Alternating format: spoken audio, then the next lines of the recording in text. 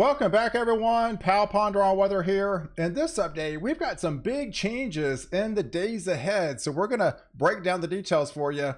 In this update, taking a look at the satellite picture this morning, you can see the sharp gradient and where the cold front is. That left behind a good swath of severe storms, unfortunately, last night across the upper Midwest. But those storms are continuing to move off across into the east, not as severe as what we saw into the overnight hours, but still marginally induced thunderstorms out ahead of this stronger cold front.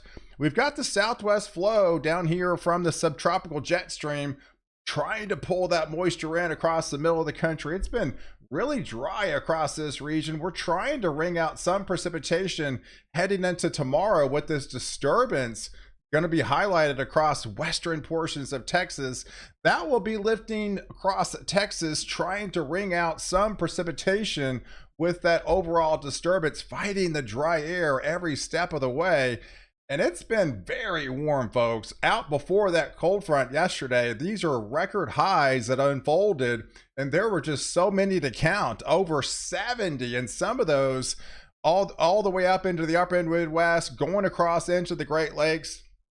Some of these even tied or even almost broke all-time record highs for the month of February. So this is definitely rare territory we haven't seen in many years with these sharp temp reversals, and now the very sharp cold front that came in on the backside, drastically dropping those temperatures. And that was one of the reasons that we saw all the severe storms last night. Unfortunately, right now, this is the preliminary storm reports from the Storm Prediction Center. There are 11 tornado reports. So the National Weather Service will be doing surveys over the next several days to find out where all the tornadoes fell last night. But there were 3 different swaths that we highlighted right around 6 o'clock that we talked about. There was going to be a supercell thunderstorms heading off into northern Illinois, and those left some big time hail producers and some sporadic tornado reports all the way into portions of Michigan into the overnight hours. Then there was a second swath across the middle portions of Indiana as well as in Ohio. And then there was a third swath that it went across into those northern branches of Kentucky. So there was a lot of wind reports, a lot of big time hail reports. And as of right now, there were 11 preliminary tornado reports from last night. So luckily those things have moved on, but look what came back behind it. Now the cold air is really settled in. So all those areas that I literally just showed you that experienced some record highs, if not all-time record highs for the month of February, it's feeling a lot like winter on the backside. I mean, that's not a misprint, folks. These are the wind chills with that wind just whipping up there in Minnesota through Wisconsin. That swings into Iowa there, back into Illinois. I mean, right at below 0 feels like. That is a drastic change to the body. A good 80 temp swing from heat index to wind chill just in like 15 hours. That's some crazy stuff. But that cold front will continue to be on the move. You can see where it is as of 9 o'clock this morning.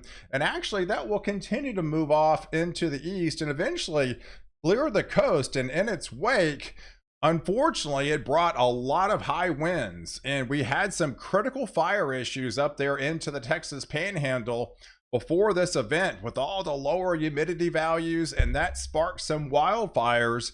And that will continue to rage yesterday into the overnight hours. And unfortunately, it's become a disaster scenario up there into the Panhandle. Yeah, we're talking upwards to 500,000 acres now burned with this Smokehouse Creek, Texas fire.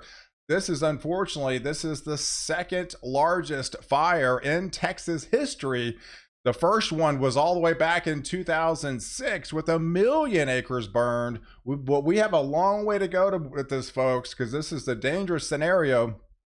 But still the wind's whipping, and as of right now, it's hardly any contained as the firefighters are just trying to fight a battle, and it's just very difficult. So man, thoughts and prayers for those areas up here into Canadian up here into the Texas Panhandle. Just disastrous situation. Yes, a disaster situation has been declared down there in Texas, but out ahead of it, we're going to talk about some severe storms, marginally induced storms as they go into kind of a higher peak heating of the day.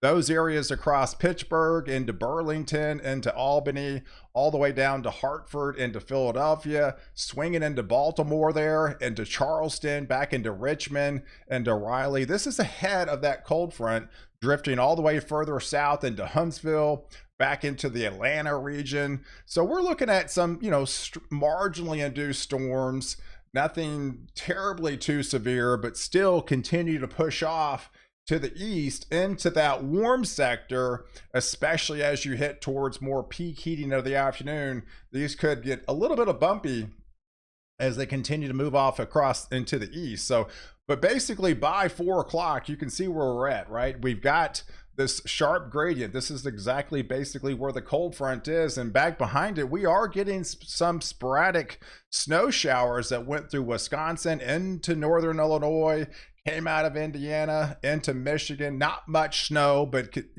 1 to 2 inches leaving with this system. There's the heavier rains and some of the stronger thunderstorms out ahead of that cold front. And then there's that little disturbance trying to form, of all places, down there in Mexico into south portions of New Mexico, as well as into West Texas there. That is the disturbances will likely lifting northeast and more eastward, trying to fight this dry air.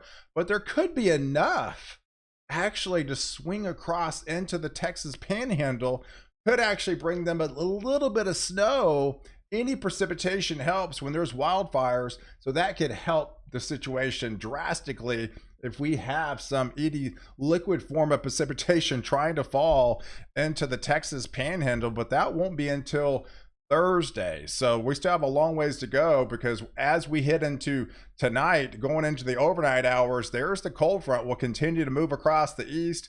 It's more or less cleared the coast by then, with coming in from lake effect induced snows on the backside with much colder air, and they get the brunt of that cold blast as those temperatures rapidly drop. But there's the disturbance trying to form into Mexico, into New Mexico. There are far extremes of West Texas. That is the system that could be lifting northward. But look at the difference, folks. I mean, that's a dramatic change in temperatures. And this is the morning time. So if we were doing this video in the afternoon with the 24-hour drop, it would actually be even higher than this. So pretty rare to see some 40, almost 45 degree temperature drops. Like I mentioned, in the afternoon, we could probably be upwards to 50 and 60 degree drops. You don't really see that all too often. It's many years for something like that to have such a sharp temperature reversal of what we've seen. And looking at the latest data, it looks like we go right back up, folks. So we got a big time roller coaster ride that we're going to be on for the next couple of days. But there's that little bit of snow, right? I mean, it's going to be fighting this dry air. Unfortunately, these areas into the middle part of the country have been kind of desperate for rain the last week or two. We haven't really seen much of anything, and with that disturbance as it comes through, it's still fighting that drier air across much of Texas into Oklahoma. So it's trying to wring out some of that precipitation, but a lot of it's just not going to be able to reach the surface. So even a ½ inch up here in the Texas panhandle will make wonders on that wildfire. But what's noticeable is all that ridging starting to take shape again. So as quick as the temperatures go down, they start to retreat back up. But the good thing is the winds start to settle down by Friday. So if we could just make it through today, for sure, going into tomorrow, we've got that precipitation over across those wildfire regions, and then the winds rapidly settle down on the backside.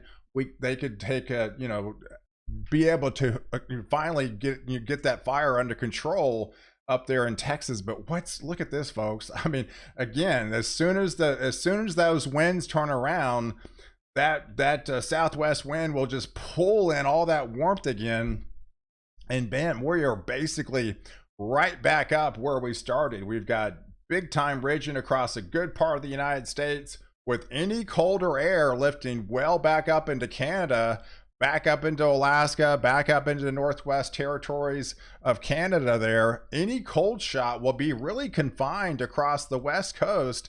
Pretty much 75% of the country is going to be well above average temperatures again as we go into the weekend, and then well below average across the western regions, where it's essentially going to feel more like winter still, and the rest of the country is going to feel more like spring, if not almost summer at times. Because as those temperatures continue to rise, there's that disturbance that will move across Texas, but once it has the Gulf of Mexico to work with, that's going to be able to elevate some of that precipitation and wring it out across the east again. But there's the snow will be unfolding across the west. That's where you're definitely going to be cold enough. You're not going to be cold enough across the middle of the country, because that's where the more or less ridging is. And you can see where that cold air is. Look at the 540 line, well up in almost Canada, right? So underneath that, you've got a lot of sinking air. Sinking air rises quickly, and man, there's all bets are off. We're going to go right back up into record territory again by the time we head into the weekend, especially into Sunday. Right now, the National Weather Service is forecasting another 31 records to fall, well back into the 80s across Texas again, into the 80s in Oklahoma. More records start to fall across Missouri, back into Iowa again, back into Wisconsin, into all the way up here into portions of Michigan, even into Maine again, folks. You get the cold blast, right? It rapidly changes big time, and you're back up into the 50s for highs, which is good enough for record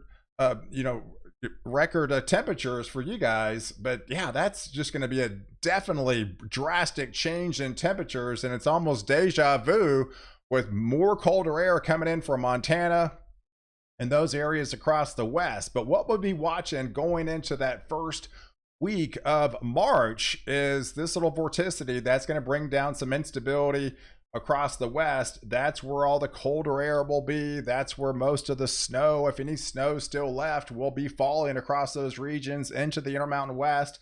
More heavy rainfall for those areas into the west coast. You still got the more active subtropical jet stream well to the south, because we still are in an El Nino, and that will likely spark another vorticity further south. So it could unfold again, more likely east of the I-35 corridor, and really starting to set up with heavier rains again, complements of this little low pressure center that we coming off, feeding off that more active subtropical jet.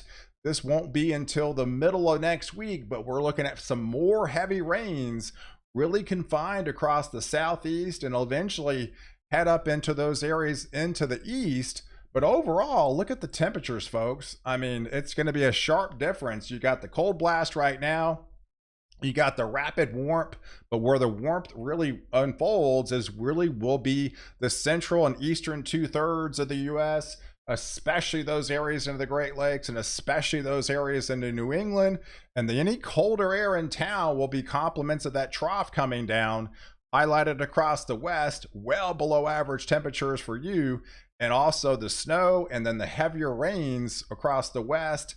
And then, of course, with that disturbance that we'll be moving through by the middle of next week, I think it's more or less confined, again, to the eastern areas of that I-35 corridor. So if you live east of there, I think that's where likely the heaviest rains, and you've lived further to the coast as well, closer to that little vorticity that we talked about, that's going to be able to elevate those rains, and we're even be talking potentially flooding rains by the time we get to that area into the middle part of next week. So I'll be doing a more complete breakdown in the month of March with my March outlook. Stay tuned for that tomorrow. So guys, I appreciate you guys watching. Do like this video, definitely hit the subscribe button, and catch my next update where I protect you for and after the storm.